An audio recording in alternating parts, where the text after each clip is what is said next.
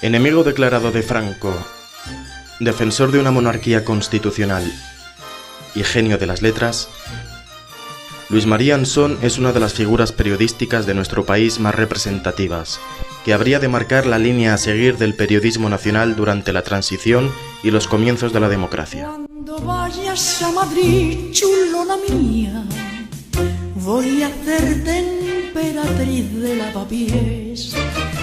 Hijo de Martín Ansón Sánchez y Clotilde Oliart Ruiz, Luis María Ansón Oliart nació en Madrid el 8 de febrero de 1935. En vísperas de la Guerra Civil, los primeros años de Ansón fueron convulsos. Ya dentro del consolidado régimen franquista, Luis María Ansón comenzaba a expresar su vocación periodística, pues a la temprana edad de 13 años comenzó a escribir sus primeros artículos. Yo tengo un excelente recuerdo del colegio.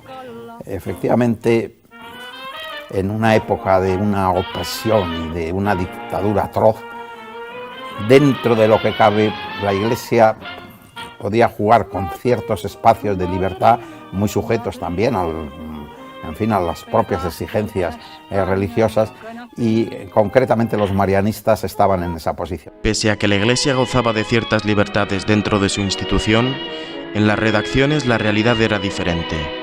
Hasta 1966 aún seguía vigente la coercitiva Ley de Prensa de 1938, promovida por Serrano Suñer, que venía a limitar la prensa hasta el punto de convertirla en una herramienta de propaganda del régimen a través de un sistema de consignas de obligado cumplimiento. Periodísticamente, hasta el año 66, que fue la Ley de Fraga, ten en cuenta que teníamos que enviar las galeradas del periódico, lo terminabas a las 12:30 a la 1 a censura. A veces volvía a las 3 las galeradas y estaba la mitad del periódico tachado, había que empezar otra vez a hacerlo. A esto se suma la autorización que expedía el régimen para poder ejercer la profesión después de haber pasado por la Escuela Oficial de Periodismo. El ministro de Información y Turismo, señor Fraga Iribarne, preside la apertura de curso en la Escuela Oficial de Periodismo. En ella ingresó a la edad de 19 años. En 1954, a la par que empezaba a escribir en el ABC, finalizó sus estudios de periodismo siendo el primero de su promoción. Su afinidad monárquica y conservadora liberal le hizo simpatizar con el exiliado don Juan de Borbón, llegando a formar parte de su consejo privado en 1964. Fue un personaje excepcional, seguramente porque nació como infante de España en el Palacio Real y luego vivió un exilio de extraordinaria dureza. Él no hablaba de que había que restaurar la monarquía, decía, el papel de la monarquía es devolver al pueblo español la soberanía nacional que fue secuestrada en 1939 por el ejército vencedor de la guerra civil. Su trayectoria en el ABC prosiguió sin parangón hasta la fecha, pues ocupó los puestos de redactor, jefe de sección, jefe de redacción y subdirector del diario. Además, fue director de su publicación dominical. Llamó el dueño de ABC para que sacase al periódico de una situación muy crítica en la que estaba prácticamente al borde de la desaparición, como había ocurrido o estaba ocurriendo con otros grandes periódicos de la época del régimen anterior, como fue el caso del Ya, el caso del Pueblo, que terminaron por desaparecer. Un acontecimiento que marcó la carrera profesional de Ansón fue el secuestro del ABC el 21 de julio de 1966, debido a la publicación del artículo La monarquía de todos. Pero la mayor parte de los países europeos que perdieron sus monarquías no lo hicieron en favor de la libertad, sino que, tras breves periodos republicanos, desembocaron en dictaduras. Así Rusia, Hungría, una parte de Alemania, Yugoslavia, Albania, Rumanía, Polonia, Bulgaria. En Portugal y España, la caída de la monarquía y la república consiguiente concluyeron en regímenes autoritarios occidentalistas. Hoy, en fin, libertad y monarquía en Europa se identifican, y eso no lo puede negar nadie. Porque el mayor enemigo del régimen, Luis María Ansón, lo escribió. Lo escribió además, te digo la fecha, el día 22 o el día 21 de julio de 1966, cuando yo publiqué mi artículo la monarquía de todos, y él desde el retrete ordenó que secuestrasen el periódico. No pasó de ser esa frase, que es una frase en definitiva muy halagadora para mí, no en la época en que la pronunció, porque en esa época era terrible cualquier alusión del jefe del Estado a un periodista, pero luego sí, luego efectivamente escribió esa frase de que yo era el mayor enemigo del régimen. Curiosamente, ya afianzada la restauración borbónica tras la muerte de Franco, en el ABC se publicarían estas palabras: por todo esto he dicho alguna vez que Franco, por su comportamiento y su psicología, estaba en las antípodas del dictador. Españoles, Franco ha muerto.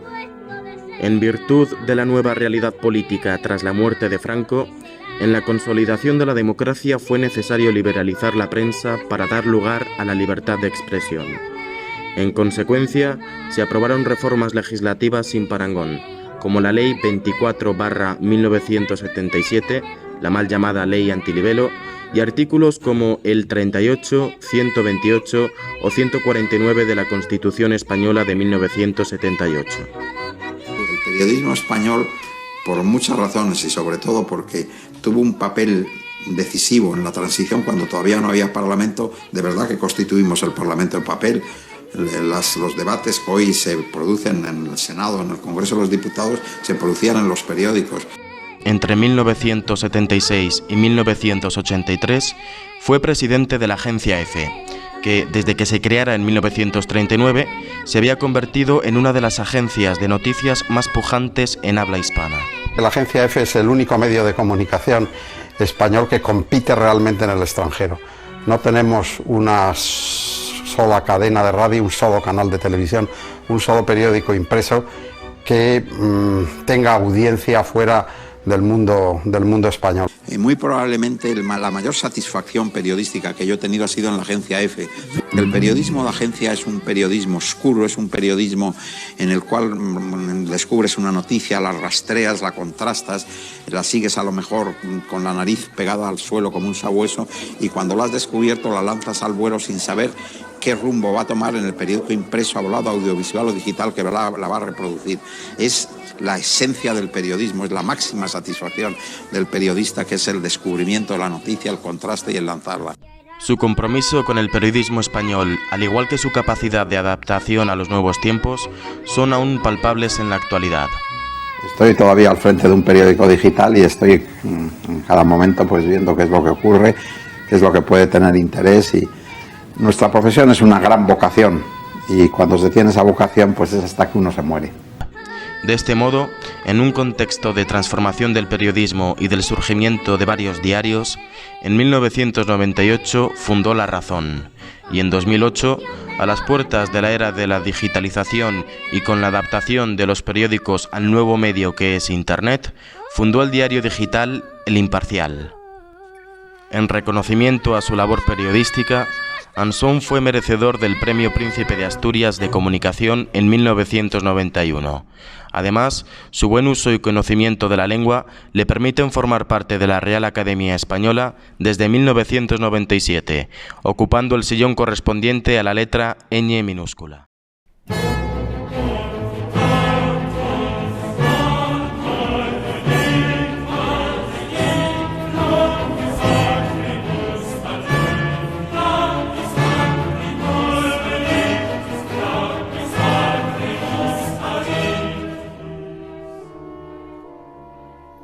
En una noche oscura, con ansias en amores inflamada, oh dichosa aventura, salí sin ser notada, estando ya mi casa sosegada, a oscuras y segura, por la secreta escala disfrazada, oh dichosa aventura, a oscuras y encelada, estando ya mi casa sosegada, en la noche dichosa, en secreto, que nadie me veía, ni yo miraba cosas sin otra luz y guía, sino la que en el corazón ardía, aquesta me guiaba, más cierto que la luz del mediodía, a donde me esperaba quien yo bien me sabía, en parte donde nadie parecía. Oh noche que guiaste, oh noche amable más que la alborada, oh noche que juntaste amado con amada, amada en el amado transformada. En mi pecho florido, que entero para el solo se guardaba, allí quedó dormido, y yo le regalaba, y el ventalle de cedros aire daba, el aire de la almena, mientras yo sus cabellos esparcía, con su mano serena en mi cuello hería, y todos mis sentidos suspendía. Quedéme y olvidéme, el rostro recliné sobre el amado, cesó todo y dejéme, dejando mi cuidado entre las azucenas olvidado.